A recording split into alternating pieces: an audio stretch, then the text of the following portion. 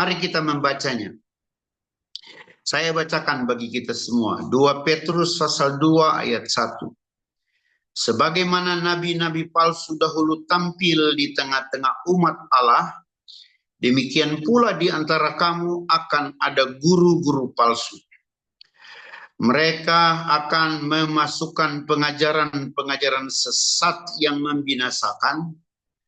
Bahkan mereka akan menyangkal penguasa yang telah menebus mereka, dan dengan jalan demikian segera mendatangkan kebinasaan atas diri mereka. Pasal 3 ayat 1 dan ayat 2. Saudara-saudara yang kekasih, ini sudah surat yang kedua yang kutulis kepadamu.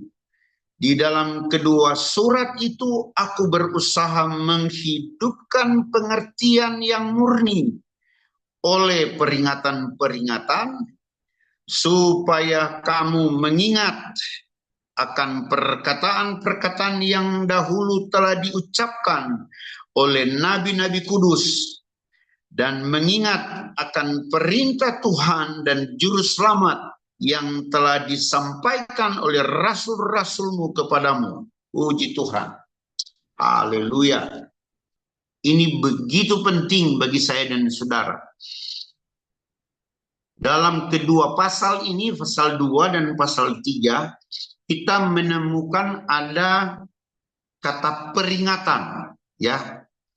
Jadi ini peringatan, tapi peringatan pertama bagi mereka yang akan binasa, tetapi juga peringatan yang lain kepada kita, kepada saya dan saudara yang mau hidup dalam kebenaran.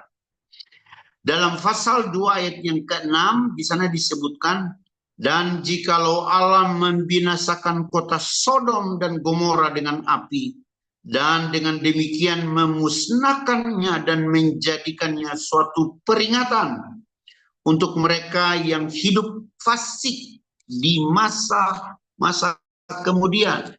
Jadi peringatan pertama untuk mereka-mereka yang hidup fasik di masa kemudian.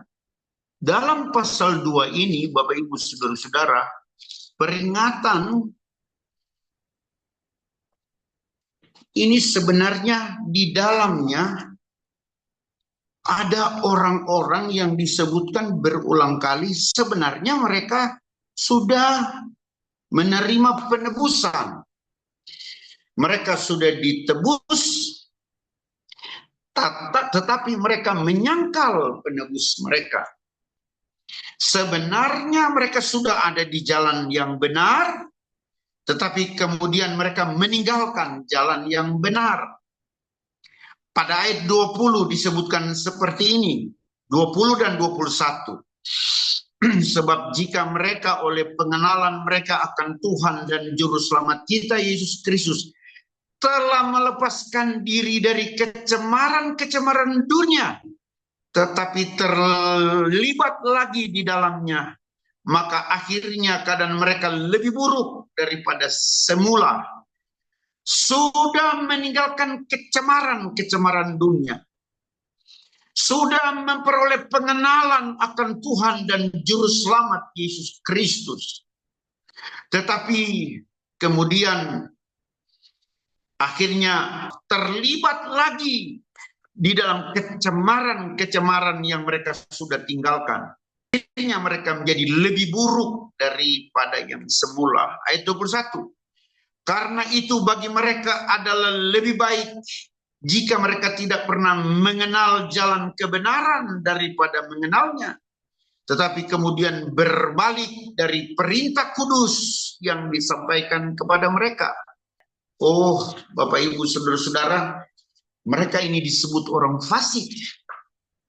Dan peringatan dari Petrus di zaman kita ini untuk masa yang akan datang kepada mereka orang-orang yang fasik.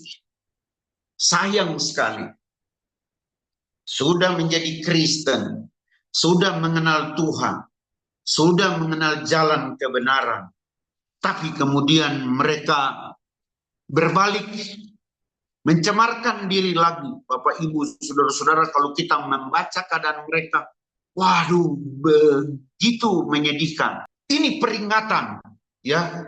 Tuhan begitu sayang kepada orang-orang, meskipun dosanya sudah seperti ini, Bapak, Ibu, saudara-saudara, Tuhan masih beri peringatan. Nah, mari kita memperhatikan pasal 3 ayat 1 dan 2 yang sudah kita baca tadi.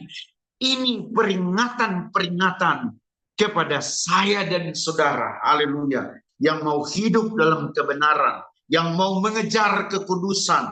Bagi saya dan saudara yang mau mencari wajah Tuhan, rindu hadirat Tuhan, haleluya. Perhatikan, ada peringatan-peringatan juga pada kita. Saudara-saudara yang kekasih, ini sudah surat yang kedua yang kutulis kepadamu. Di dalam kedua surat itu aku berusaha menghidupkan pengertian yang murni. Haleluya. Mari Bapak, Ibu, saudara-saudara, biar pengertian yang murni oleh peringatan-peringatan Tuhan. Peringatan-peringatan itu sudah disampaikan di dalam kedua surat ini. Karena surat Petrus ini ada dua, ya. Surat Petrus yang pertama dan surat Petrus yang kedua yang dimaksudkan dalam pasal 3 ini. Wah, haleluya, puji Tuhan. Mari kita mengingat peringatan-peringatan Tuhan. Ada peringatan keras tadi kita sudah membaca ayat 16, ya. Itu kepada Biliam, ya. Tapi Biliam beroleh peringatan keras untuk kejahatannya. Saudara-saudara, mari kita ambil manfaat. Ada peringatan bagi orang-orang fasik yang bermanfaat kepada kita.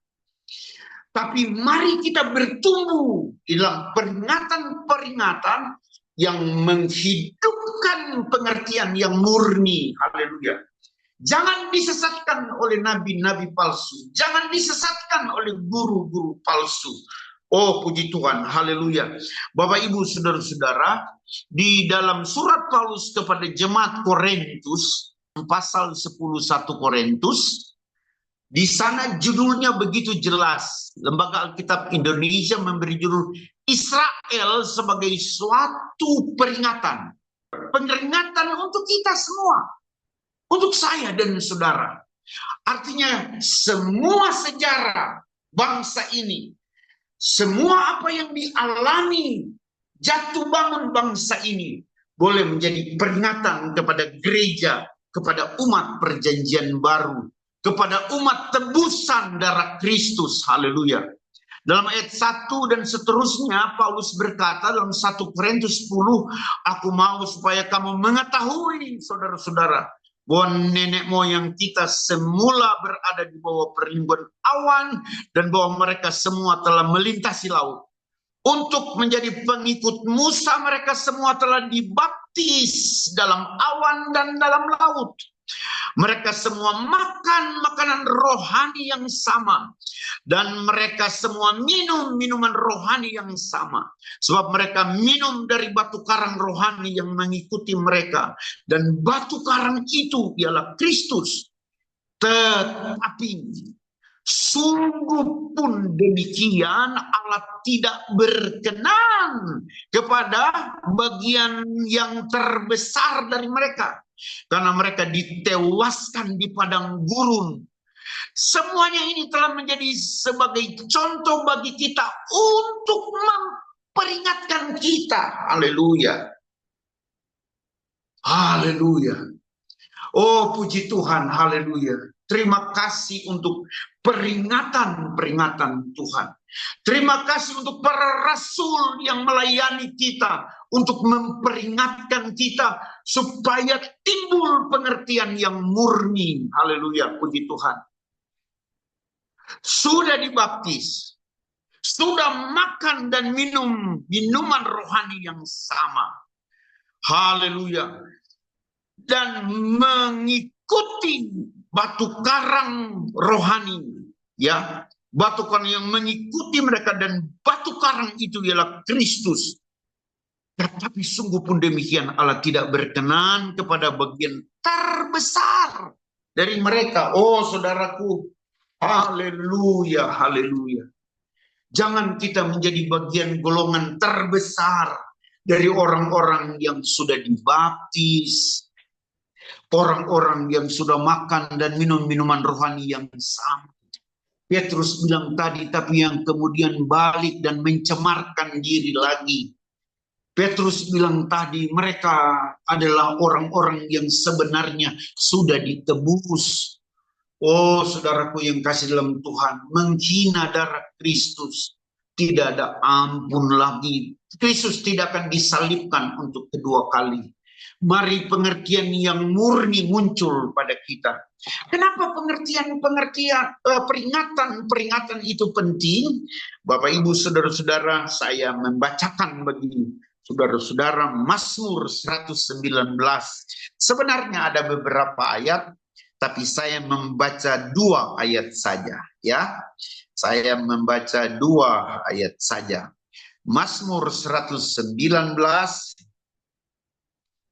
ayat yang ke-14 dan ayat 24. Haleluya, puji Tuhan. Mazmur 119 ayat 14 dan ayat 24. Atas petunjuk peringatan-peringatanmu aku bergembira seperti atas segala harta. Ini yang pertama. Haleluya. Jadi kalau Tuhan memberi peringatan kepada kita, berbahagialah kita. Haleluya, puji Tuhan. Kalau anak diperingatkan oleh orang tua, hai anak-anak, berbahagialah engkau. Orang tua masih sayang. Haleluya. Papa dan mama masih sayang.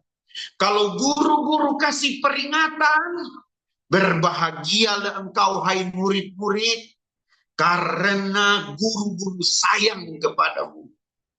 Jemaat Tuhan, kalau gembala masih kasih peringatan, karena gembala juga suka diperingatkan oleh hamba-hamba Tuhan lainnya, maka berbahagialah jemaat, berbahagialah gembala juga.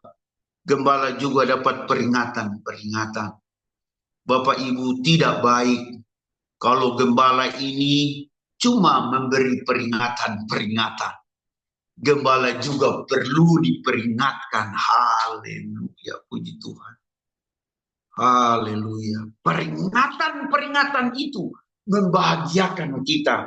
Bahkan disebutkan di sini seperti atas segala harta. Haleluya.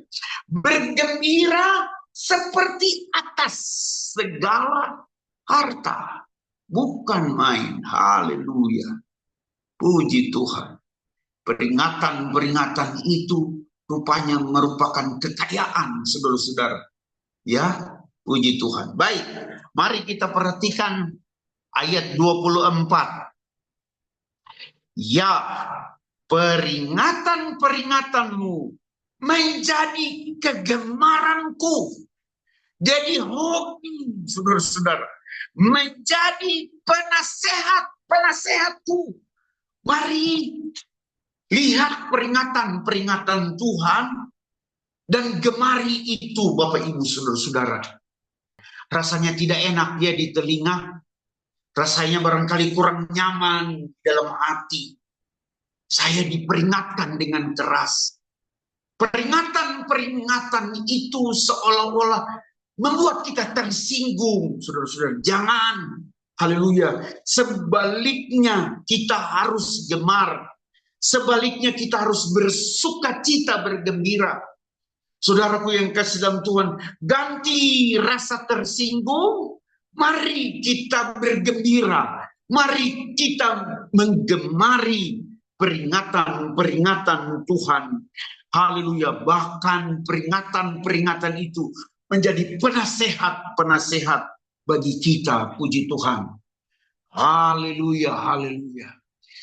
Kemurahan Tuhan lebih dari hidup. Amin. Firman Tuhan, kita berdoa. Bapa di surga, kami bersyukur buat renungan pada sore hari ini. Biar firman-Mu ini, haleluya, kami gemari. Biar kata-kata Tuhan kami gemari. Tuhan tolong supaya kami yang sudah ditebus, kami yang sudah mengenal jalan kebenaran, kami yang sudah dididik di dalam Engkau, sudah dibaptis, oh Tuhan, biar kami menyukai peringatan-peringatan-Mu, supaya kami tidak berbalik kepada kubangan, supaya kami tidak berbalik kepada kecemaran-kecemaran, supaya kami tidak berbalik kepada hal-hal yang kotor. Haleluya. Terpujilah Tuhan, terima kasih Bapa, dalam berkat nama-Mu yang ajaib, dalam nama Tuhan Yesus Kristus, kami berdoa. Haleluya. Amin. Puji Tuhan.